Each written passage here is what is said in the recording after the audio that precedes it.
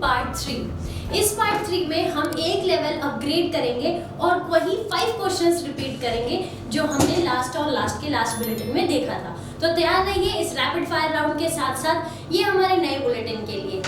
आइए देखते हैं पहला क्वेश्चन बिना टाइम वेस्ट किए। तो आपका पहला क्वेश्चन है, भारतीय संविधान में किस मौलिक अधिकार में कहा गया है कि प्रत्येक व्यक्ति को अपनी पसंद के धर्म को मानने व प्रचार करने का अधिकार है? ऑप्शन ए है आपका समानता का अधिकार, ऑप्शन बी है स्वतंत्रता का अधिकार, ऑप्शन सी शोषण के खिलाफ अधिकार और ऑप्शन डी धर्म की स्वतंत्रता का अधिकार। तो क्वेश्चन बहुत सिंपल है। Which fundamental right in the Indian Constitution states that every person has the right to practice, profess and propagate the religion of their choice? अब सबसे पहले राइट टू इक्वालिटी में देख लेते हैं क्या क्या है। राइट टू इक्वालिटी कहाँ से कहाँ तक है ये आर्टिकल? पहले तो ये फंडामेंटल राइट्स किस पार्ट में है? फंडामेंटल राइट आपकी किस पार्ट में है? Part 3 of the Indian constitution. अब राइट टू इक्वालिटी कहाँ से कहाँ तक है? आपको पता है पूरा ये 12 से 35 है। तो 12 जो है वो बताता है क्या? स्टेट को डिफाइन करता है। तो राइट टू इक्वालिटी कहाँ से शुरू होता है? आपके जो आर्टिकल 14 to 18 है वो क्या है? समानता के अधिकार। 14 से 18 वो बताएंगे कि आप कैसे इक्वल बिफोर लॉ हैं, आपके किसी भी बेसिस पे आपको डिस्क्रिमिनेट यानी कि भेदभाव नहीं किया जा सकता। दूसरा स्वतंत्रता का अधिकार जो कि राइट टू फ्रीडम है। ये बताइए कहाँ से कहाँ तक है हमारे कॉन्स्टिट्यूशन में? आपको पता होना चाहिए ये 19 से 22 है। जो दूसरा हमारा राइट टू एक्सप्लॉयटेशन जो तीसरा है वो अपने 23 और 24 है। और जो धर्म की स्वतंत्रता का अधिकार है वो कहां से कहां तक है? ऑफकोर्स क्वेश्चन से तो आपको पता चल रहा है कि धर्म की बात की गई है, तो हमारा ऑप्शन डी जो है वो सही जाएगा। बट बाकी ऑप्शंस पे भी नजर रखते चले ताकि हमको पता चले कि कौन सा ऑप्शन जो है वो आपका सही है। तो 25 से 28 जो है वो है आपका धर्म की स्वतंत्रता का अधिकार। इसमें जो आर्टिकल 25 है वो ये कहता है कि हर इंसान को यह अधिकार प्राप्त है, भारत के संविधान के अंतर्गत प्रत्येक व्यक्ति अपने पसंद के धर्म को मानने, प्रचार करने का अधिकार रखता है। तो ये आपका ऑप्शन है, पर ऑप्शन से बहुत सारी चीजें और हम देख रहे हैं क्या कि फंडामेंटल राइट कहाँ है? पार्ट 3 में है। उसके बाद आर्टिकल कौन कौन से हैं? 12 से 35 है। उसके बाद हमने देखा जो हमारा पहला ऑप्शन है राइट टू इक्वालिटी, इसमें 14 से 18 आर्टिकल है। आर्टिकल 19 से 22 कौन से हैं? राइट टू फ्रीडम है, हमारे स्वतंत्रता का अधिकार है। राइट अगेंस्ट एक्सप्लॉयटेशन आता है आपका 23 और 24 में। और ये सारे ऑप्शंस भी फर्दर क्वेश्चंस में हम लोग डिस्कस करेंगे क्योंकि बेसिक टॉपिक लेके चल रहे हैं, तो ये सब अभी कवर अप होगा। तो जो आपका आंसर है वो है ऑप्शन डी। 25वें आर्टिकल के अंतर्गत 25 से 28 आपको पूरी आजादी देता है अपने पसंद के धर्म को फॉलो करने का। तो 25वें में ये कहा गया है कि आप मान सकते हैं जो धर्म आप चाहे और उसका प्रचार कर सकते हैं।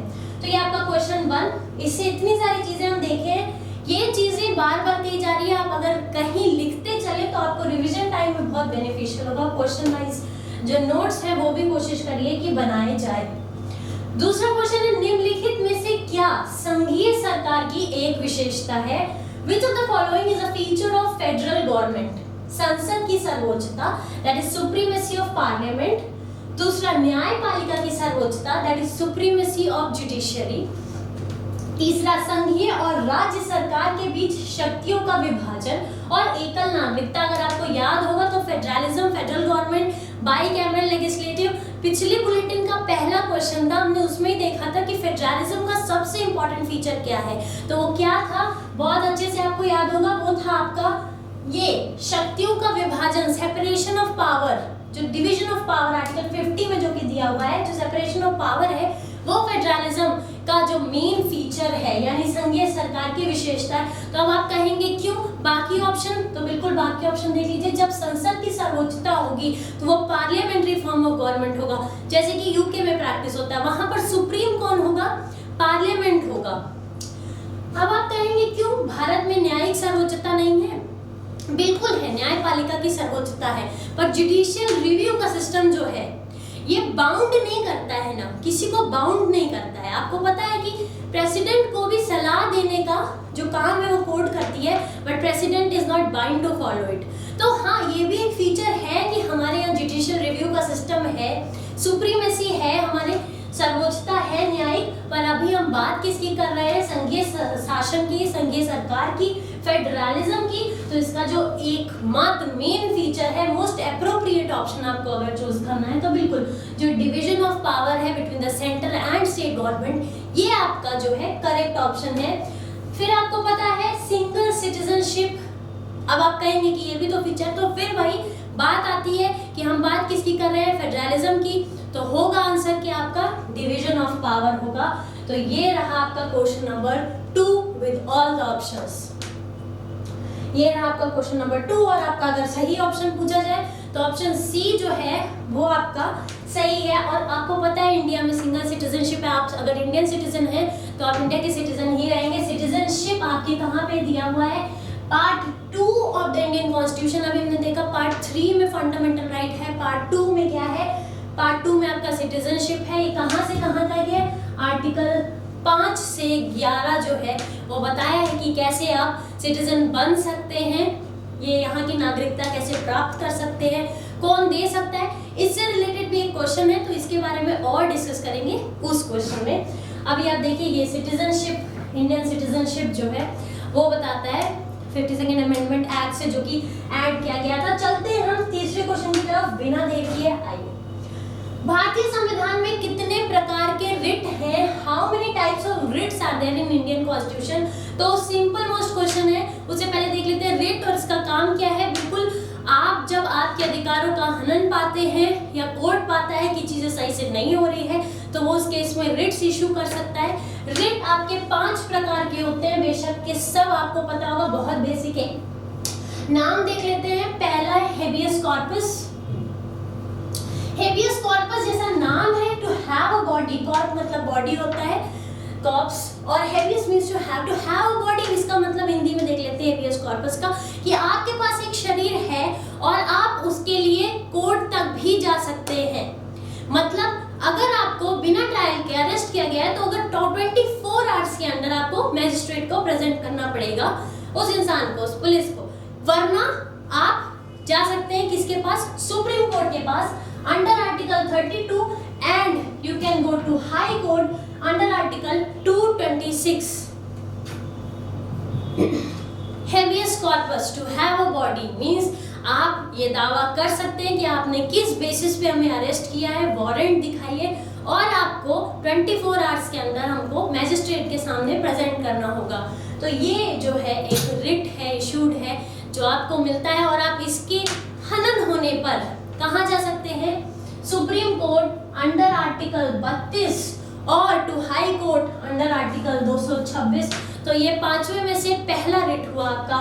दूसरा रिट देख लेते हैं। दूसरा रिट बहुत अच्छे से पता होगा आप सबको, मैंडेमस होता है।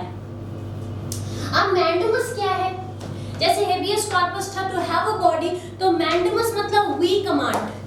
वी कमांड कौन कमांड कर रहा है, हम ये आदेश दे रहे हैं, यानी सुप्रीम कोर्ट ये आदेश देगा to its lower court, subordinate courts, क्या तुम जांच की प्रक्रिया पूरी करो, वरना जो डॉक्यूमेंट्स है सब कुछ हमें दो, I will look into the matter. ये केस होता कब है, मैंडेमस में सुप्रीम कोर्ट जो लोअर कोर्ट्स को कमांड देती है कि जो आपने किया वो सही नहीं किया।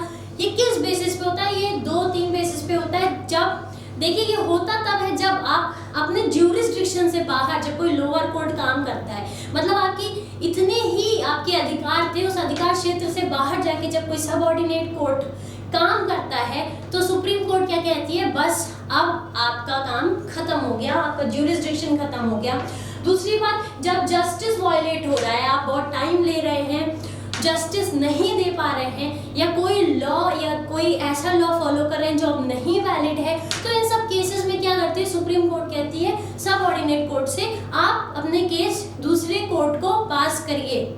एंड इन अदर केस जब ये सब नहीं हो पाता है उन केसेस से भी, तो हमारा तीसरा आता है दैट इज श्रियोटारी। श्रियोटारी में क्या होता है, श्रियोटारी में एकदम सुप्रीम कोर्ट कहता है give the case to me, हमें ये केस दे दीजिए, आप सक्षम नहीं हैं, आप पूरी जितनी जांच की फाइलें हैं सारे डॉक्यूमेंट्स के साथ हमें दीजिए, हम इस केस में जांच करेंगे, ये आपके ज्यूरिसडिक्शन से बाहर हो चुका है। तो हमने मैंडेमस में देखा वो कहेगा बाकी अदर कोर्ट्स को पास करने के लिए, क्योंकि वो कोर्ट ने सही से काम नहीं किया। पर वहीं पर जो तीसरा रिट है श्रियोटारी, उसमें वो कहता है कि नहीं हमको दीजिए आप, आपका काम खत्म। जो फिर चौथा है आपका, चौथा रिट है आपका, ये क्या है चौथा रिट, क्यू वारंटो। अब देखिए आपका हो गया हेबियस कॉर्पस, श्रियोटारी, मैंडेमस, प्रोहिबिशन, एक प्रोहिबिशन और एक क्यू वारंटो बचता है। प्रोहिबिशन क्या है, प्रोहिबिट करना मतलब किसी को रोकना। यहाँ पर क्या होता है, जो सुप्रीम कोर्ट है वो अपने सबऑर्डिनेट कोर्ट्स को रोक देता है कि बस ये अब आप इससे आगे कुछ नहीं कर सकते इस केस में, क्योंकि ये आपके ज्यूरिसडिक्शन से बाहर हो चुका है। तो हम लोग जो रिट देख रहे हैं वो 5 टाइप की है। क्या क्या है, हेबियस कॉर्पस, मैंडेमस, प्रोहिबिशन, श्रियोटारी और पांचवा आपका क्या है, क्यू वारंटो। अब हम देखेंगे पांचवा, ये पांचों रिट के बारे में पढ़ लीजिएगा। देखिए काफी टाइम लग रहा है एक्सप्लेनेशन में। तो क्यू वारंटो में क्या होता है कि सुप्रीम कोर्ट क्वेश्चन कर सकता है किसी भी पब्लिक अथॉरिटी को, पब्लिक ऑफिसर, उसकी इलीगैलिटी जो है वो चेक हो सकती है। मान लीजिए आप अपॉइंट हो गए, उसके बाद आप कितने लीगल प्रोसीजर से किसी भी पोस्ट पे अपॉइंट हुए, उसकी लीगैलिटी चेक करने का अधिकार किसके पास है, सुप्रीम कोर्ट के पास है, क्यू वारंटो। इसके लिए और डीप में बार बार कहा जा रहा है, पूरे टॉपिक को अच्छे से एक्सप्लेन किया जाएगा। क्लासेस लेना मत भूलिए, प्रदीप सर की क्लासेस चलेंगी जीएस की। लक्ष्य एकेडमी के साथ ट्यून रहिए, सब्सक्राइब करिए चैनल को और वो बिल्कुल आप कंप्लीट देख सकते हैं। ये आपका इसका आंसर होगा option A, that is 5 writs होती है। ठीक है, आगे बढ़ते हैं हम लोग। भारत के संविधान में तो आप लोग जीएस के वीडियोस देखते रहिए रेगुलर, ताकि आप पूरा टॉपिक वाइज चलते रहें। आज ही से वीडियोस जो है आने लगेंगे और जीएस बुलेटिन देखना ना भूलें। रोज शाम को 5 बजे आपकी सुविधा के अनुसार 5 बजे रखा गया टाइम, ताकि आप लोग आराम करके उठ जाए, कोई भी प्रॉब्लम ना हो। आप एक कॉपी लेके बैठिए, रिलैक्स माइंड से 30 क्वेश्चन रोज करिए हमारे साथ एंड सब सेट होगा। सर भी पढ़ाने के साथ साथ आपको क्वेश्चन का पैटर्न बताते चलेंगे, तो जीएस के वीडियोस बिल्कुल मिस मत करिए। साथ साथ लक्ष्य एकेडमी के कोई भी वीडियो मत मिस करिए। पूरे दिन आपको रेगुलर टाइम पे वीडियोस मिलते रहेंगे। आपको सिर्फ एक काम करना है, आप देखते रहिए वीडियोस हमारे साथ। और ये आपको क्वेश्चन 64 है, भारतीय संविधान में राष्ट्रपति के चुनाव की पद्धति किस देश से ली गई है। अब आपको पता है हमारा कॉन्स्टिट्यूशन बहुत वास्ट है, जो संविधान है भारत का बहुत वास्ट है। उसमें मेन रोल जो प्ले करता है वो गवर्नमेंट ऑफ इंडिया एक्ट 1935। उसके बाद सब देशों से कुछ ना कुछ फीचर्स जो है हमने कलेक्ट करके बनाया है सबसे largest constitution, that is Indian constitution. अब प्रेसिडेंशियल इलेक्शन, राष्ट्रपति का चुनाव, इसकी पद्धति कहाँ से ली गई है और जो ऑप्शंस हैं वहां से क्या क्या लिया गया है, आइए देखते हैं। तो पहला ऑप्शन है आपका यूएस, ये रही पेन, और अब देखते हैं यूएस। तो यूएस से क्या क्या लिया गया है, आयरलैंड से क्या क्या लिया गया है, ब्रिटेन से क्या क्या लिया गया है और ऑस्ट्रेलिया से क्या क्या लिया गया है। उससे पहले जल्दी से कमेंट करके बताइए कि इसका आंसर क्या होगा। राष्ट्रपति चुनाव की पद्धति, Indian constitution, the method of election of president has been taken from which country, जल्दी से बताइए। यूएस से क्या क्या लिया गया है, प्रियम्बल लिया गया है सबसे इंपॉर्टेंट, और क्या लिया गया है, removal of supreme court and high court जजेस लिया गया है, और क्या लिया गया है आपका चार्टर ऑफ फंडामेंटल राइट्स। देखिए जल्दी जितना आप लोग कमेंट करेंगे उतना जल्दी जो है हम लोग आगे बढ़ेंगे। Removal of supreme court and high court जजेस, शॉर्ट में देखते हैं क्योंकि कंप्लीट टॉपिक वाइज एक्सप्लेनेशन चल रहा है जीएस की क्लासेस में। आपको बस जाकर जीएस की क्लासेस रेगुलरली अटेंड करनी है। आप बताइए ब्रिटेन जिनका शासन था उनसे हमने क्या क्या लिया है, तो ऑफ कोर्स वहां पे पार्लियामेंट्री सिस्टम ऑफ गवर्नमेंट है। तो सबसे पहले लेने वाली चीज क्या थी जो हम पिकअप कर सकते थे ब्रिटेन से, वो था पार्लियामेंट्री फॉर्म ऑफ गवर्नमेंट। दूसरा रूल ऑफ लॉ लिया गया है। तो जल्दी से बताइए, अब 2 ऑप्शन इरेडिकेट हो चुके, 2 ऑप्शन एलिमिनेट हो चुके, 2 ऑप्शन खत्म हो चुके हैं। आपके पास बचता है ऑस्ट्रेलिया और आयरलैंड। ऑस्ट्रेलिया के बारे में भी कुछ बता दिया जाए आपको, तो ऑस्ट्रेलिया से लिया गया है जॉइंट सिटिंग और कॉन्करेंट लिस्ट, जो जॉइंट सेशन होता है पार्लियामेंट का, और जो कॉन्करेंट लिस्ट है वो ऑस्ट्रेलिया से लिया गया है। तो आपको साफ बता दें कि आंसर जो है आयरलैंड है, आयरिश कॉन्स्टिट्यूशन से लिया गया है। क्या, the method of election of president. तो method of election of president के साथ साथ एक बहुत इंपॉर्टेंट चीज और ली गई है आयरलैंड से, वो क्या है? डीपीएसपी। डीपीएसपी के बारे में भी काफी हमने पढ़ा था। कहाँ पर है, कौन से पार्ट में है? पार्ट 4 में। क्या है ये, क्या बताता है? ये सिद्धांत है, directive principles of state policy. इसके क्रिटिक कौन थे? लास्ट वीडियो में हमने देखा था, इसके क्रिटिक थे केटी शाह। तो याद रखिए जो क्वेश्चंस है अगर वो आप एक जगह मेंटेन करते हैं, आप 500 क्वेश्चन 600 क्वेश्चन कर लेते हैं, तो आप देखिए कि क्या कुछ छूट रहा है? बिल्कुल नहीं। यूपी टेट सेट पेट सब कवर हो रहा है, एसएससी हो रहा है आपका। और ऐसा नहीं है कि क्वेश्चन सिर्फ नॉर्मल लेवल के, आगे बढ़ते बढ़ते आप क्वेश्चन का लेवल देखेंगे काफी अच्छा लेवल है, बस आपको जुड़े रहना है साथ में। चलिए जल्दी से नेक्स्ट क्वेश्चन पे चलते हैं। बहुत तेजी चल रहा है वीडियो ताकि आपको बोरिंग ना लगे और आप कुछ ना कुछ सीखते रहे हर सेकंड के साथ। तो क्वेश्चन नेक्स्ट है, सरकार की संसदीय प्रणाली वह है जिसमें parliamentary system of government is one which. अभी हमने डिस्कस किया था पार्लियामेंट्री फॉर्म ऑफ गवर्नमेंट। जल्दी से ऑप्शन देखकर बताइए क्या सही है। इसमें ज्यादा कुछ नहीं एक्सप्लेन करना है, बस ये देखिए ये यूपीएससी लेवल का क्वेश्चन। क्यों? क्योंकि इस क्वेश्चन में कुछ टफ नहीं है, बट ऑप्शंस जो है बहुत क्लोज हैं। देखिए ऑप्शंस बहुत क्लोज हैं। संसद में सभी राजनीतिक दलों का सरकार में प्रतिनिधित्व होता है। दूसरा है, सरकार संसद के प्रति उत्तरदायित्व और इसके द्वारा हटाया जा सकता है। तो आप देख रहे हैं, आपको नहीं लगेगा कि ऑप्शंस गलत हैं, पर ऐसे केसेस में आपको करना क्या होता है? आपको एलिमिनेट करना होता है और आपको सिलेक्ट करना होता है मोस्ट एप्रोप्रिएट आंसर। तो आइए देखते हैं। सी है, सरकार लोगों द्वारा चुनी जाती है और उन्हें उनके द्वारा हटाया जा सकता है। तो अब एलिमिनेशन में जो पहला ऑप्शन आप कंप्लीटली एलिमिनेट कर सकते हैं, ऑप्शन सी। क्यों? क्योंकि लोग एक बार इलेक्ट कर देते हैं, फिर लोग नहीं चाहते हैं। कहने बहुत लोग क्रिटिसाइज कर रहे हैं आज की गवर्नमेंट को, हटाइए, ये करिए, वो करिए, करते रहते हैं लोग, पर लोगों के कहने से ही नहीं। तो ऑप्शन सी आपका जो है वो खत्म हो जाता है, एलिमिनेट हो जाता है। ऑप्शन डी देखिए, सरकार संसद द्वारा चुनी जाती है। देखिए सरकार किसके द्वारा चुनी जाती है? लोगों द्वारा चुनी जाती है, लेकिन एक निश्चित कार्यकाल पूरे होने से पहले उसे हटाया नहीं जा सकता। तो ये गलत है। नो कॉन्फिडेंस मोशन लाकर बिल्कुल हटाया जा सकता है सरकार को। तो ये ऑप्शन भी आपका हट जाता है, क्योंकि समय से पूर्व हटाया जा सकता है। तो अब ऑप्शन ए और बी में से जल्दी से बताइए कौन सा मोस्ट एप्रोप्रिएट है। तो ऑफ कोर्स जो आपका ऑप्शन बी है वो सही है। क्यों? Government is responsible to the parliament. जो आप कुछ भी नहीं कर सकते हैं सरकार चलाने के लिए, आपको जो पार्लियामेंट है उसके टुवर्ड्स रिस्पॉन्सिबल होना पड़ेगा। जो लोग वहां बैठते हैं, अगर उनको नहीं सही लगता है in the houses of the parliament, तो वो नो कॉन्फिडेंस मोशन लाके आपकी सरकार को हटा सकते हैं। तो ऑप्शन बी आपका सही ऑप्शन है। तो ऑप्शन बी रहा आपका answer with the explanation of every option.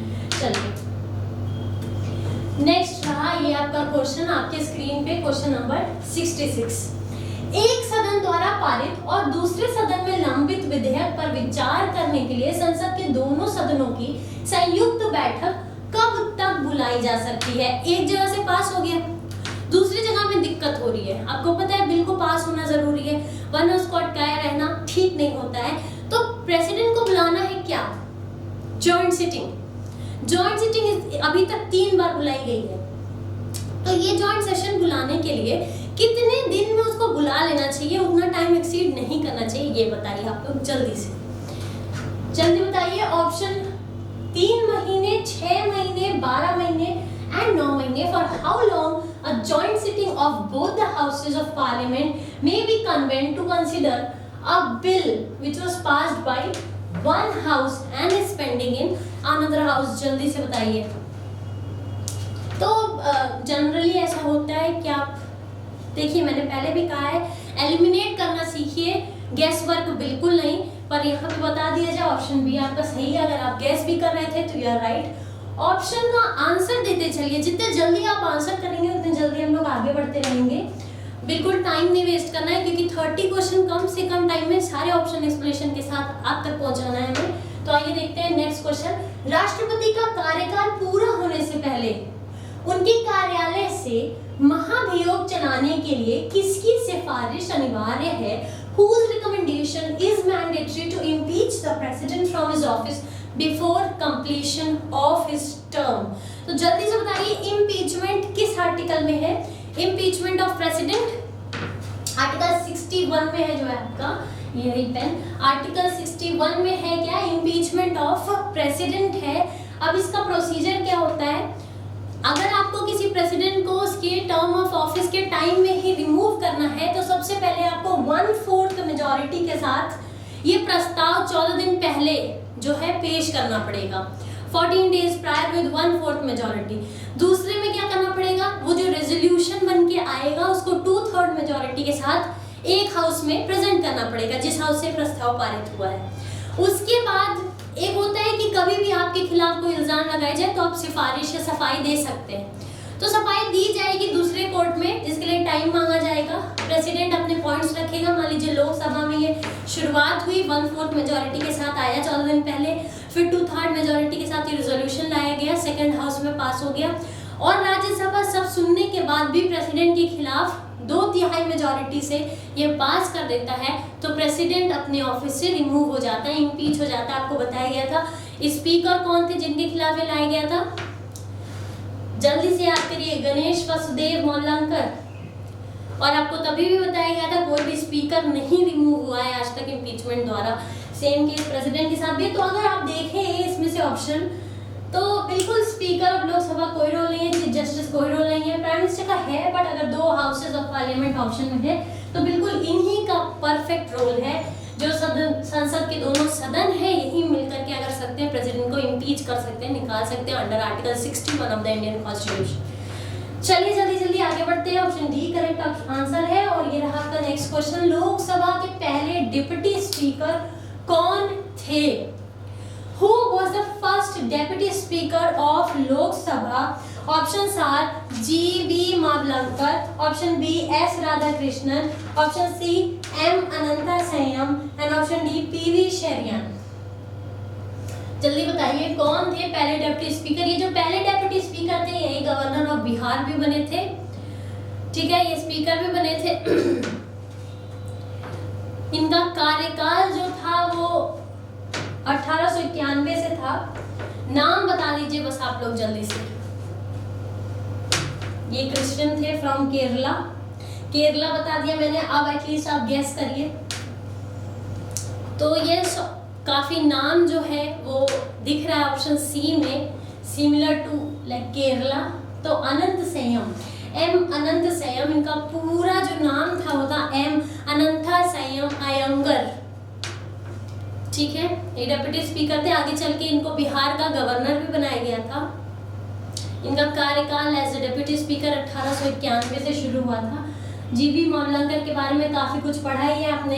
Doctor Sarvepalli Radhakrishnan के बारे में आपको क्या ही कुछ भी बताया जाए वो कम है। तो आप लोगों को पहले भी दूसरे पिछले वीडियो में भी मैंने कहा है, ये जो ग्रेट पर्सनालिटीज हैं जिनके आप लोग जिनके बारे में सुन रहे हैं उनके बारे में ऐसे हेडिंग डालिए और उनकी जो भी विशेषताएं हैं, जो भी उनके अचीवमेंट्स हैं वो उसका रिकॉर्ड बनाइए, तो आपके क्वेश्चंस का जो रिकॉर्ड है वो और अच्छा हो जाएगा।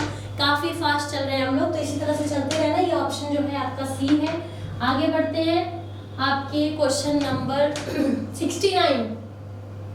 भारतीय नागरिकता किसके द्वारा प्रदान की जाती है? सिटीजनशिप, अभी हमने वहां भी देखा था सिटीजनशिप कहाँ है, हमारे भाग 2 यानी पार्ट 2 ऑफ इंडियन कॉन्स्टिट्यूशन में। आर्टिकल कौन कौन से हैं? आर्टिकल 5 से 11 है जो बताते हैं कि आप कैसे बाय डिसेंट, बाय बर्थ, कितने साल यहाँ बिता के आपको सिटीजनशिप मिल सकती है। तो जो यहाँ पे है थोड़े ऑप्शंस आपको कंफ्यूज कर सकते हैं, ध्यान से देखिए। प्रधानमंत्री, गृह मंत्रालय that is home ministry, president and विदेश मंत्रालय that is ministry of external affairs, ministry of home affairs, ministry of external affairs, president. और तो अगर आप सिटीजनशिप, प्राइम मिनिस्टर, और अगर आप सिटीजनशिप के बारे में पढ़ेंगे तो एक ही है जिनके पास राइट है पूरा सिटीजनशिप प्रोवाइड करने का, दैट इज द पार्लियामेंट। तो अभी आपको यहाँ से ऑप्शन बताना है कि कौन सा ऑप्शन सही है। आपको पता होगा सिटीजनशिप में जो है 5 अमेंडमेंट लाए गए हैं। आखिरी वाला अमेंडमेंट अभी था जो बड़ा सुर्खियों बटोरी थी जिसने 2019 में, याद करिए, काफी ज्यादा प्रॉब्लम आई थी उस समय, लोगों में बहुत सारे सवाल उठे थे। तो अंडर सिटीजनशिप एक्ट, नागरिकता प्रदान करने का जो 1955 में सिटीजनशिप एक्ट आया था, उसके तहत जो हमारा मिनिस्ट्री ऑफ होम अफेयर्स है it has the rights to provide citizenship. तो आपका ऑप्शन कौन सा आपको दिख रहा है सही जा सकता है? ऑप्शन सी जो है वो आपका सही जा सकता है, that is ministry of home affairs. Option C is the correct option. बिना देर के आगे बढ़ते हैं। नेक्स्ट क्वेश्चन है, भारत पूरी तरह से संप्रभु सोवरिन लोकतांत्रिक गणराज्य कब बना? 26 नवंबर 1949, 26 नवंबर 1930, 26 नवंबर 1951, 26 नवंबर 1950। इन ऑप्शंस में ज्यादा मेहनत करने की भी जरूरत नहीं है। क्यों?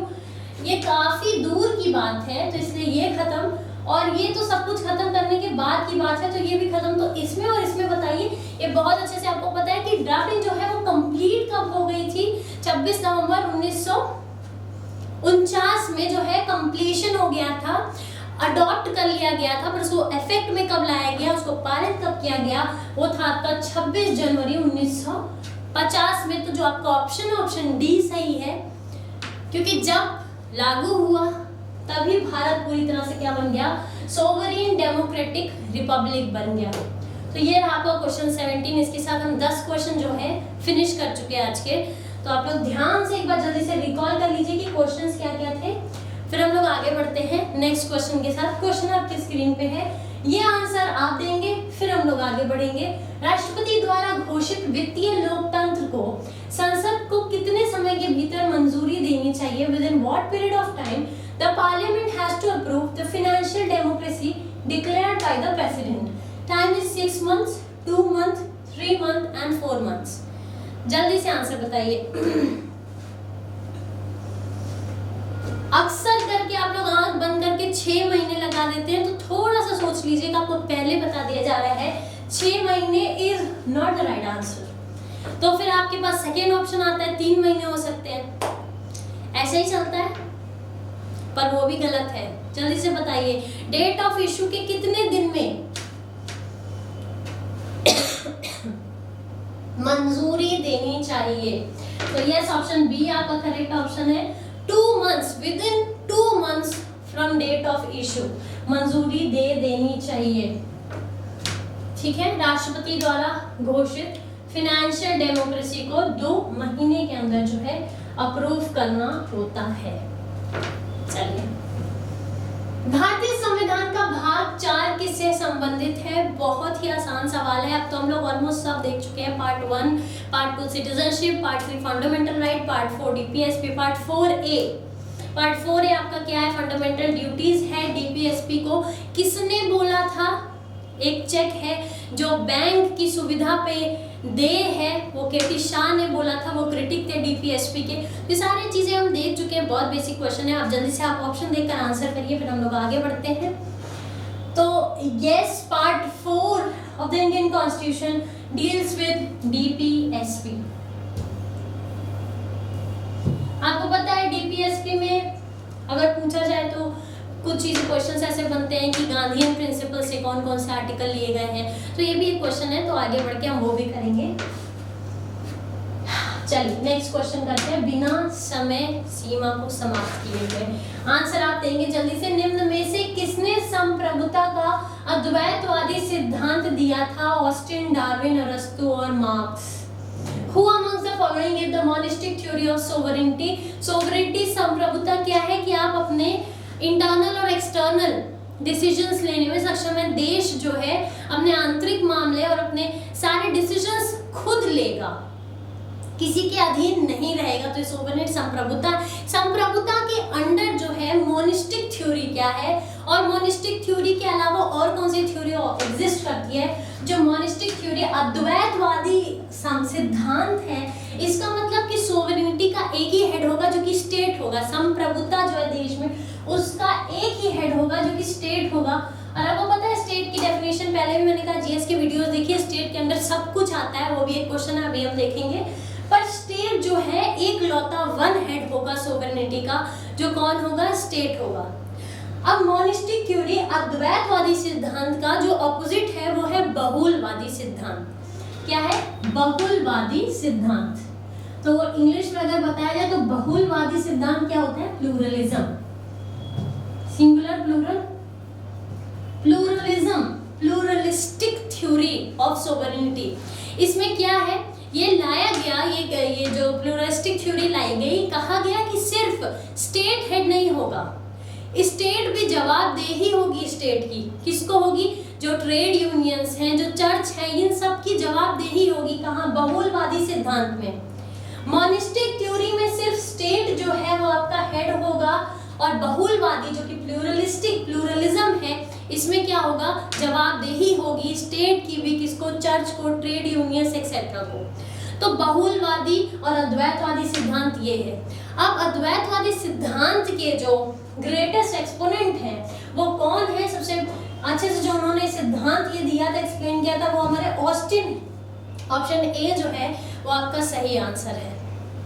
तो ये आपका, हम लोग फिर एक टॉपिक कवर करते हुए चल रहे हैं, अद्वैतवादी सिद्धांत और बहुलवादी सिद्धांत, that is monistic theory of sovereignty and pluralistic theory of sovereignty. चलिए आगे बढ़ते हैं। अद्वैतवादी दृष्टिकोण और बहुलवादी दृष्टिकोण के बाद जो आपका क्वेश्चन है, कुछ इजी क्वेश्चन होना चाहिए, बिल्कुल बहुत इजी क्वेश्चन है। भारतीय संविधान की किस अनुसूची में दल बदल विरोधी कानून दिया गया? And which schedule of the Indian Constitution anti-defection law is given? ये लाया क्यों गया दल बदल कानून? बहुत लोग दल बदली कर रहे थे। ये हुआ कब? राजीव गांधी सरकार में, जब कांग्रेस, जैसे पहले कांग्रेस का मोनोपोली था, अकेले कांग्रेस थी। फिर एक बार ऐसा हुआ कि बहुत सारी छोटी छोटी पार्टियां मिलकर पार्टी बना ली, और इस तरह से कांग्रेस जो है हार गई। 1967 की जो ये बात है, जब कांग्रेस हार गई, इसका जो लेटेस्ट डेवलपमेंट है वो 91st अमेंडमेंट एक्ट के तहत आया है। तो राजीव गांधी सरकार के अंदर ये लाया गया क्या? Anti defection law. अब इसमें कहा क्या गया? Under 52nd amendment act of 1985, 52वें संविधान संशोधन के द्वारा ये कहा गया डिस्क्वालिफिकेशन की हटाया जा सकता है। अब ये हुआ कब? गयालाल थे, एक हरियाणा से थे गयालाल, तो इन्होंने उस समय 3 पार्टी बदली, तो बहुत ज्यादा हो गया, लोग ऐसे पार्टी चेंज करते रह रहे थे। तो ये 52 जो है हमारा 52nd अमेंडमेंट एक्ट, संविधान संशोधन, उसके द्वारा 1985 में उसके द्वारा ये कहा गया कि एंटी डिफेक्शन लॉ लाया जाएगा, दल बदल कानून, कि आप अगर बड़े दल बदलू हैं तो आपका डिस्क्वालिफिकेशन हो सकता है, आपको हटाया जा सकता है, आप डिस्क्वालीफाई हो सकते हैं एज अ मेंबर। और ये कौन कौन से आर्टिकल्स के अंतर्गत है? 101, 102, 190, ये जो आप 191 ये बताता है कि कैसे मेंबर्स को डिस्क्वालीफाई किया जा सकता है, हटाया जा सकता है पार्लियामेंट से, on which basis? Anti defection law, दल बदल कानून के अंतर्गत। तो अब ये जो एंटी डिफेक्शन लॉ है कहाँ पर मेंशन्ड? तो आपको बता दिया जाए, ये 10th शेड्यूल में है। तो पूरी कहानी आपको एंटी डिफेक्शन लॉ, दल बदल कानून की मैंने बता दी। शुरू में हुआ क्या था? कांग्रेस अकेली थी, फिर कांग्रेस हार गई 1967 में। क्यों? बड़े सारे छोटे छोटे दल पार्टी बदल बदल के क्या किए? अगेंस्ट खड़े हो गए, तो बहुत बुरा लगा। तो ये राजीव गांधी जी के अंडर में ही 52nd अमेंडमेंट एक्ट लाया गया, जिसमें एंटी डिफेक्शन लॉ लाया गया कि आपको डिस्क्वालीफाई कर दिया जाएगा। बड़ा उसका भी कई सारे ग्राउंड्स हैं जो कि बड़े अच्छे से एक्सप्लेन किए गए हैं कि किस बेसिस पे। तो जैसे पहले ये था कि कैसे डिस्क्वालीफाई कर देंगे, तो फिर उसके बाद जब फिर से अमेंड हुआ 91st अमेंडमेंट एक्ट द्वारा, तो ये कंडीशंस लाई गई कि कैसे कैसे डिस्क्वालीफाई किया जा सकता है मेंबर्स को। तो ये था आपका एंटी डिफेक्शन लॉ। तो एंटी डिफेक्शन लॉ बहुत अच्छा है, आप एक बार पढ़िए, अच्छा टॉपिक है, कई सारे क्वेश्चंस आपको मिल जाएंगे। हम लोग आगे बढ़ते हैं। अच्छा, एक और चीज़, अब आपको याद ही होगा कुछ कुछ चीज़ें कौन से शेड्यूल में कौन सा है। तो अगर आपने अभी भी लिस्ट नहीं बनाई है आर्टिकल्स, शेड्यूल और पार्ट्स की, तो बना लीजिए, सारे कौन से पार्ट में क्या है, मेजर आर्टिकल्स और कौन से शेड्यूल में क्या क्या है, लैंग्वेज कहाँ है स्पेशली, ऐसे सब एक लिस्ट जैसा बना लीजिए। अभी हम लोग एंटी डिफेक्शन लॉ के बारे में देख चुके हैं। निम्नलिखित में से कौन, ये फिर आता है हमारा बहुत इजी क्वेश्चन, कौन दोनों सदन के सदनों का हिस्सा नहीं है? Which of the following is not part of both the houses of parliament? President, Prime Minister, Finance Minister, Railway Minister, Minister आ गया, तो हाउसेज ऑफ पार्लियामेंट है ही। तो अब जल्दी से आंसर बता दीजिए।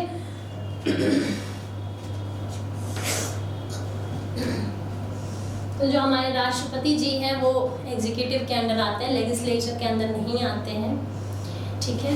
विधायिका, न्यायपालिका और जल्दी बताइए बताइए। बिल्कुल सही जा रहे हैं आप लोग। President is the correct option, जो ए है आपका प्रेसिडेंट, यही सही ऑप्शन है। देखिए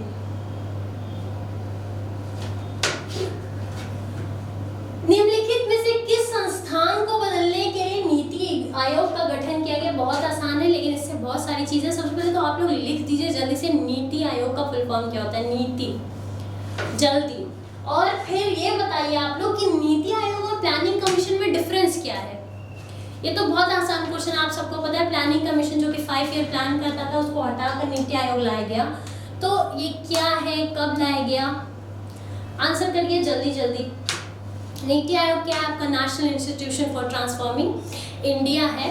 ये जो है ये आपका क्या है? ECB, लास्ट क्लास में भी हम लोग पढ़े थे। एक होता है कॉन्स्टिट्यूशनल बॉडी, एक होता है एक्स्ट्रा कॉन्स्टिट्यूशनल बॉडी, एक होता है नॉन कॉन्स्टिट्यूशनल बॉडी। तो ये क्या है? ये एक्स्ट्रा कॉन्स्टिट्यूशनल बॉडी है आपका NITI Aayog, national institution for transforming India, नीति बनाने वाली संस्था। बहुत सही से इसके नाम की रचना की गई है। इसका हेडक्वार्टर्स कहाँ है? Of course new Delhi. इसके चेयरमैन कौन होते हैं? चेयरमैन होते हैं आपके प्राइम मिनिस्टर। इसके CEO कौन है इस समय? CEO है आपके, देखिए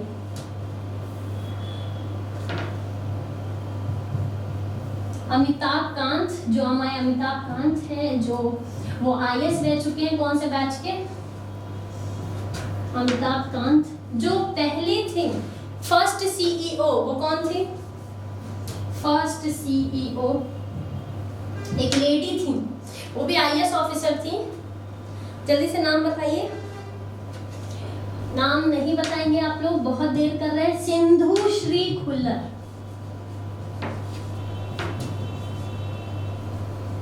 ये भी IAS ऑफिसर थी। तो ये नीति आयोग के बारे में है। अभी मैंने क्वेश्चन पुट अप किया था कि जल्दी से बताइए डिफरेंस क्या है नीति आयोग और प्लानिंग कमीशन के बीच। अभी तक आंसर नहीं आया है, जल्दी जल्दी बताइए।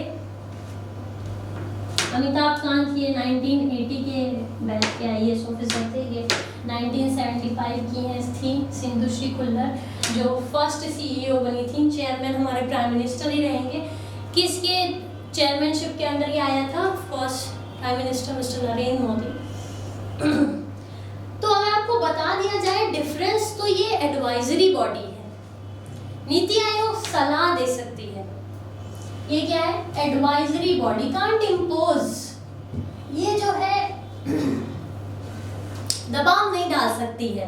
पर प्लानिंग कमीशन के पास जो पावर था कि नहीं, अगर हम ये कह रहे हैं तो आपको ये फॉलो करना पड़ेगा। प्लानिंग कमीशन जो प्लान बनाता था, it was to be followed, उसको फॉलो किया जा रही है। पावर था इम्पोज करने का। नीति आयोग सिर्फ एक एडवाइजरी बॉडी है, इसके पास पावर नहीं है। ये बेसिक डिफरेंस है। तो आपका ऑप्शन बहुत सिंपल था, आंसर प्लानिंग कमीशन था आंसर। और उसके साथ साथ कितनी चीजें हमने नीति आयोग के बारे में देखी, national institution for transforming India. ठीक है, ऐसे ही बढ़ते रहेंगे हम लोग ढेर सारे क्वेश्चंस के साथ। 2015 में ये आया था। चलिए, भारतीय संविधान में कौन सा मौलिक अधिकार 14 वर्ष से कम आयु के तस्करी और जबरन श्रम पर रोक लगाता है? समानता का अधिकार। पहले क्वेश्चन में भी हमने देखा था समानता का अधिकार कौन सा आर्टिकल है? 14 से 18 है। स्वतंत्रता का अधिकार, शोषण के खिलाफ अधिकार और धर्म की स्वतंत्रता का अधिकार। Right against exploitation, right to equality, right to freedom और right to freedom of religion. फिर से किसी की तस्करी करना, किसी से जबरन काम करवाना, तो बिल्कुल क्या है? एक्सप्लॉइट करना है उसको, उसका शोषण करना है। तो बहुत सीधा सा आंसर है शोषण के खिलाफ अधिकार। बट अगर हम पूछे तो ये किस आर्टिकल के तहत आता है? तो ये जो आपका है ह्यूमन ट्रैफिकिंग और फोर्स्ड लेबर, वो आर्टिकल 23 के तहत आता है। ह्यूमन ट्रैफिकिंग यानी कि क्या होता है आपका, जो तस्करी होती है, और फोर्स्ड लेबर जबरन श्रम, ये दोनों 23वें के अंदर आता है और 24वें के अंदर आता है चाइल्ड लेबर, बाल श्रम, 14 साल से कम आयु वालों से काम करवाना। तो ये 23 और 24 जो है हमारा राइट अगेंस्ट एक्सप्लॉइटेशन है। आगे बढ़ते हैं। नेक्स्ट क्वेश्चन है हमारा क्वेश्चन नंबर 78। भारत संविधान की प्रस्तावना निम्नलिखित में से क्या है? फिर से वही क्वेश्चन है, ध्यान से ऑप्शन पढ़िएगा, आपको ऑप्शन एलिमिनेट करके क्वेश्चन सॉल्व करना है। संविधान का हिस्सा है लेकिन इसका कोई कानूनी प्रभाव नहीं है। आपको पता है कितने सारे case, Berubari case, Keshavananda Bharati case, basic structure को डिस्कस किया, उसमें प्रियम्बल को इंक्लूड करना है नहीं करना है, प्रियम्बल को अमेंड कर सकते हैं नहीं कर सकते हैं, बहुत सारे इस पे इश्यूज है, बहुत सारे केसेस हैं। एक बार आपको सारे केसेस के थ्रू जाना चाहिए। Golaknath IC versus state of Punjab हो गया आपका, केशवानंद भारती हो गया, तो ये कुछ मेजर केसेस हैं, मिनर्वा मिल्स हो गया। अभी जल्दी से बताइए इसमें से जो करेक्ट ऑप्शन क्या है? संविधान का हिस्सा है लेकिन कोई कानूनी प्रभाव नहीं है। संविधान का हिस्सा ही नहीं है और ना ही कोई कानूनी प्रभाव है, संविधान का हिस्सा है और उसका कानूनी प्रभाव भी है, ठीक है। और ऑप्शन डी, संविधान का एक हिस्सा है लेकिन अन्य भागों से स्वतंत्र रूप से कोई प्रभाव नहीं है। अन्य भागों पे प्रभाव है, प्रभाव नहीं है, प्रभाव है ही नहीं कि है, हिस्सा है कि हिस्सा नहीं है। चार चीजें जो है आपको देखनी है। पहला तो हिस्सा है या हिस्सा नहीं है, तीन ऑप्शन में कहा गया हिस्सा है, एक में कहा गया हिस्सा ही नहीं है। फिर उसके बाद लीगल इफेक्ट के एक ऑप्शन में कहा गया है एकदम लीगल इफेक्ट नहीं है, ठीक है। जब हिस्सा ही नहीं है तो लीगल इफेक्ट भी नहीं है। फिर कह रहा है लीगल इफेक्ट है बाकी हिस्सों पर, और कह रहा है कि लीगल इफेक्ट है लेकिन इंडिपेंडेंट है, बाकी हिस्सों पे डिपेंडेंट नहीं है। तो अब जल्दी से बताइए कौन सा ऑप्शन जो है सही है। ऐसे कुछ क्वेश्चन जो है वो आपको करने चाहिए। आपको पता है केशवानंद भारती केस में कहा गया था, क्या कहा गया था, जल्दी से बता दीजिए हिस्सा है कि नहीं है। तो LIC ऑफ इंडिया हुआ, केशवानंद भारती के, दोनों में ही कहा गया था कि preamble is a part of the constitution, it's introduction to the constitution. And अब जल्दी से बताइए लीगल इफेक्ट है कि नहीं है। तो मैंने ऑप्शन बता दिया आपको, A, C, D में से हो सकता है। अब जल्दी से बता दीजिए कौन सा ऑप्शन है। A, C, D में से हो सकता है, कौन सा ऑप्शन है जल्दी से।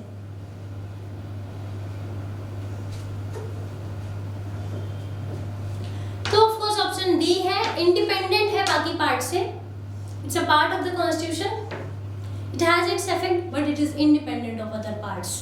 प्रियम्बल आपको पता है इंट्रोडक्शन कहा जाता है, आइडेंटिटी कार्ड कहा जाता है हमारे कॉन्स्टिट्यूशन का, तो yes it is part of constitution. आगे बढ़ते हैं नेक्स्ट क्वेश्चन के साथ। नेक्स्ट क्वेश्चन है आपका, राज्यसभा के पास लोकसभा के समान कौन सा अधिकार है? आपको पता है विशेषाधिकार में आता है matter of creating knew all India services, ये विशेषाधिकार है, नई अखिल भारतीय सेवाओं का बनाने का मामला जो है, निर्माण करना, ये राज्यसभा का स्पेशल पावर है, विशेषाधिकार है। तो बताइए इक्वल पावर किस मैटर में है? इक्वल पावर राज्यसभा और लोकसभा का इक्वल पावर किस किस मैटर में है? अभी हमने इम्पीचमेंट ऑफ प्रेसिडेंट में भी देखा है कि लोकसभा और राज्यसभा का जो पावर है वो काफी बराबर है, क्योंकि दोनों हाउसेस से ही पास होना चाहिए रेजोल्यूशन 2/3 मेजॉरिटी के साथ। तो अब जल्दी से बताइए इन ऑप्शंस में से कौन सा ऑप्शन सही है? इम्पीचमेंट ऑफ प्रेसिडेंट, फिर हो गया आपका removal of supreme court high court जजेस, इन सब में समान अधिकार है। उसके साथ साथ कॉन्स्टिट्यूशन में अमेंडमेंट लाने का यानी संशोधन करने में भी लोकसभा और राज्यसभा का बराबर अधिकार है, हैज इक्वल पावर्स।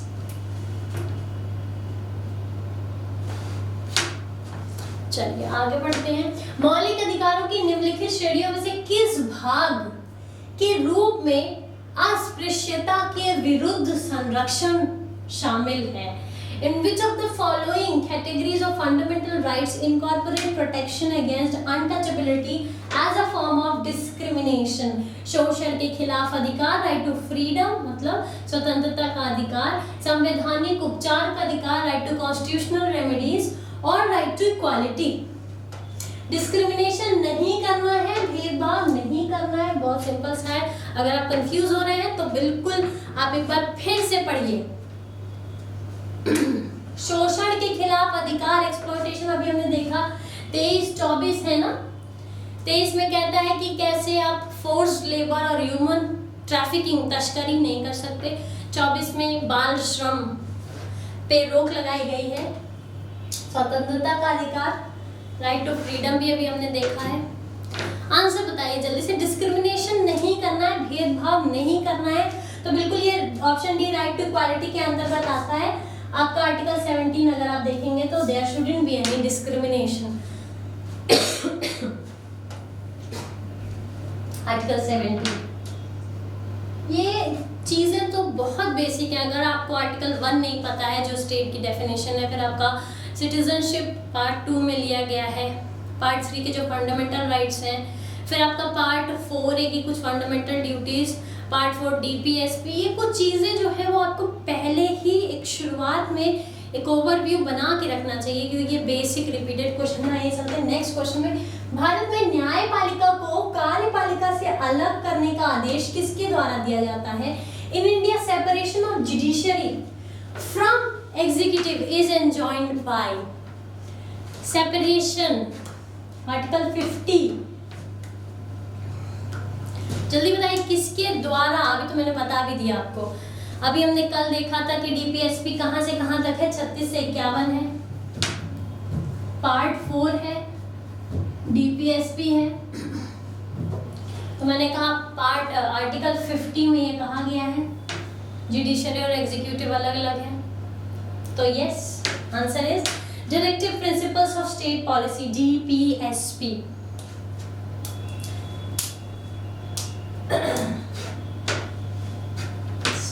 बिल्कुल सेपरेशन ऑफ पावर आपके 7th शेड्यूल में बहुत अच्छे से एक्सप्लेन किया गया, लेकिन जो हमारा क्वेश्चन था separation of judiciary from executive, हमारी जो कार्यपालिका है और न्यायपालिका है उसको कैसे सेपरेटली वर्क करना है, ये कहाँ बताया गया है।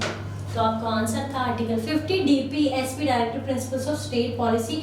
अब आपका अगला क्वेश्चन है, निम्नलिखित में से कौन भारतीय संसद के घटक हैं? Okay, Which of the following are the constituents of Indian Parliament?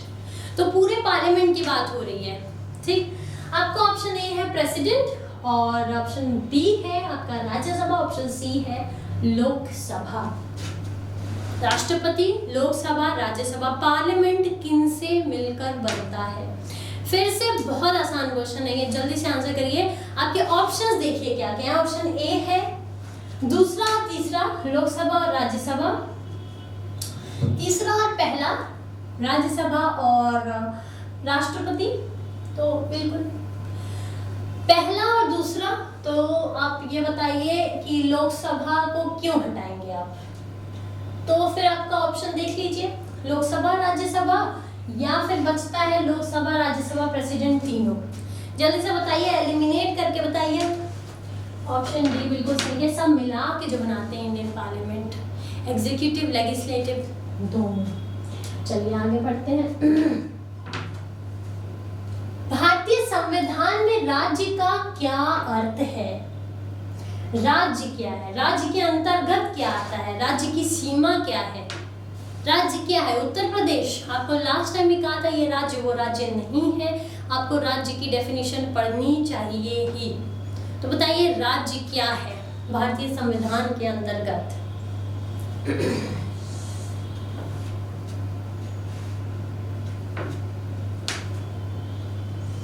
Article 12 में बहुत अच्छे से बताया गया है, राज्य में सब कुछ आता है। Union government, state government, all the authorised body, local bodies, everything. तो राज्य में क्या आता है? All of the above, state legislative, union and state government, parliament, everything. Option D is right answer. Article 12 पढ़ लीजिए जल्दी से जाके। चलिए आगे बढ़ते हैं। तो ये है हमारा नेक्स्ट क्वेश्चन, क्वेश्चन नंबर 84। निम्नलिखित में से कौन राष्ट्रीय एकता परिषद का अध्यक्ष है? Which among the following, who among the following is the chairman of National Integration Council? तो हम ये बात कर रहे हैं, सबसे पहले ये देखा जाए कि इंटीग्रेशन काउंसिल, एकता परिषद बनाने की जरूरत क्या पड़ी। तो आपको पता है भारत में शुरू से कम्युनलिज्म हम ये टॉपिक कल भी पढ़े थे। कम्युनल क्या होता है? जब आपका जाति, आपके कल्चर के बेसिस पे जब आप भेदभाव बढ़ता जाता है, तो हमने देखा था कि क्योंकि लोग शैक्षिक रूप से पिछड़े होते हैं इसलिए ये चीज़ें बढ़ती हैं। तो जवाहरलाल नेहरू जी ने 1961 में ये प्रस्ताव रखा, ये ओरिजिनेट किया, इसकी शुरुआत की कि एक नेशनल इंटीग्रेशन काउंसिल बनाया जाएगा जिसका जो चेयरमैन होगा वो प्राइम मिनिस्टर होगा, ठीक है। और वो ये लोग मिले कब थे? पहली बार इनकी फर्स्ट मीटिंग हुई थी जून 1962 में हुई थी। तो अब आगे देखते हैं, तो क्वेश्चन क्या है, कहते हैं कि निम्नलिखित में से कौन चेयरमैन है? तो ये शायद मैंने आंसर दे दिया है इस क्वेश्चन का, जल्दी से ऑप्शन बताइए। तो ऑप्शन बी है, प्राइम मिनिस्टर जो है चेयरमैन यानी कि क्या होते हैं, अध्यक्ष होते हैं राष्ट्रीय एकता परिषद के, नेशनल इंटीग्रेशन काउंसिल 1961 में आया था। 1962 में ये पहली बार मिले थे जून में। तो ये काफ़ी चीज़ें कहीं पर 1961 कहीं पर 1962, तो बताया जाए कि प्रस्ताव में जो जवाहरलाल नेहरू जी ने इसका इंट्रोडक्शन किया था वो 1961 में किया था, लेकिन जो इनकी पहली मीटिंग हुई थी वो जून 1962 में हुई थी। नेक्स्ट क्वेश्चन देख लीजिए, उपराष्ट्रपति निम्नलिखित में से किसकी उपस्थिति में शपथ लेता है? रेजिग्नेशन भी देता है। आपको पिछली बार भी कहा था कि इसकी उपस्थिति में शपथ लेना हो, किसको जो है अपना रेजिग्नेशन एड्रेस करना है, ये लिस्ट बना लीजिए। बनाए नहीं होंगे आप लोग, जल्दी से आंसर दे दीजिए। राष्ट्रपति, लोकसभा स्पीकर, भारत के मुख्य न्यायाधीश और चीफ जस्टिस ऑफ इंडिया, महान्यायवादी। किसको? Vice president. तो टॉप ऑफिस बिल्कुल प्रेसिडेंट। ऑप्शन है बहुत इजी। अब हमारा शुरू होता है रैपिड फायर राउंड। सब लोग एकदम से रेडी हो जाइए, रिपीटेड क्वेश्चन से हम लोग को सिर्फ फटाफट आंसर देना है। 1 2 3 लेट अस स्टार्ट। ये रहा आपका पहला क्वेश्चन। यह घोषणा कि लोकतंत्र लोगों द्वारा, लोगों के लिए, लोगों की सरकार है, ये किसने कहा था? Who declared this? That the government, democratic government is of the people, by the people, for the people। जल्दी से बताइए, मैंने बिल्कुल अच्छे से एक्सप्लेन किया था कि इन्होंने गेटिसबर्ग में ये जो है ये बोला था। जल्दी से बताइए किसने कहा था? यूएस प्रेसिडेंट अब्राहम लिंकन, बिल्कुल सही ऑप्शन है। ऑप्शन सी जो आपका है अब्राहम लिंकन, बिल्कुल सही ऑप्शन है। जिनको अभी तक नहीं याद है वो बुलेटिन 1 और बुलेटिन 2 देखिए। रोज शाम 5 बजे जुड़ा करिए हमारे साथ, ताकि हम लोग जल्दी ये रैपिड फायर राउंड भी कर सके। ये रहा नेक्स्ट क्वेश्चन। राष्ट्रीय अल्पसंख्यक आयोग का गठन किस वर्ष में किया गया? The national commission of minorities was constituted in which year? जल्दी से ऑप्शन बताइए, बिल्कुल समय नहीं है हमारे पास। तो हाँ, जो लोग बता दिए वो वेल एंड फाइन, जो नहीं बताया वो आप लेट है। ऑप्शन बी 1992 92 में इसका जो है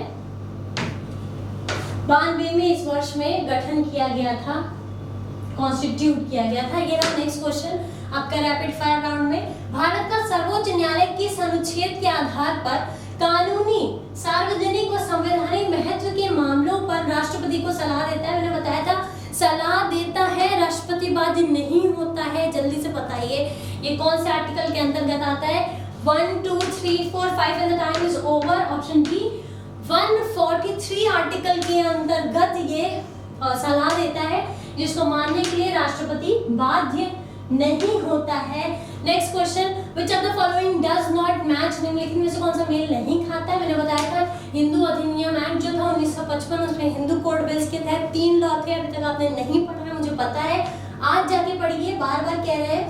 फिर उसके बाद गर्भावस्था की चिकित्सा में समाप्ति अधिनियम में इसमें जो टाइम ड्यूरेशन है 24 हफ्ते से 20 हफ्ते की, जो भी किया गया इसको जल्दी से जाके पढ़िए, बिल्कुल टाइम नहीं है हमारे पास। अब ये जो थर्ड वाला था ये गलत था, ईयर जो है वो सही मैच नहीं कर रहा था। ये 2005 था, जो कि क्या था? डोमेस्टिक वायलेंस ऑफ वुमेन और क्रूएल्टी अगेंस्ट वुमेन जो है वो बिल्कुल सही था। उसके बाद नेक्स्ट आते हैं ऑप्शन नंबर 30 पे।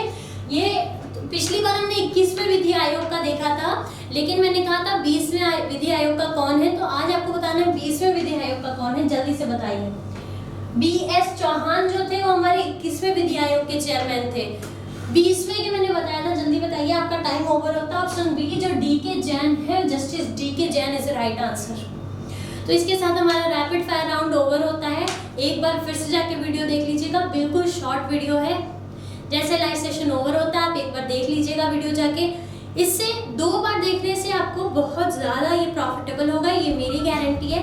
रेगुलर हमारे साथ बने रहिए लक्ष्य एकेडमी के इस प्लेटफॉर्म के साथ। अगर आपने चैनल अब तक सब्सक्राइब नहीं किया है तो सब्सक्राइब करिए, आपको डाउनलोड करिए, स्टडी मटेरियल का लुत्फ उठाइए और देखते रहिए हमारे साथ जीएस बुलेटिन। तैयार रहिए कल शाम 5 बजे जीएस बुलेटिन पार्ट 4 के लिए। आज के लिए इतना ही, धन्यवाद।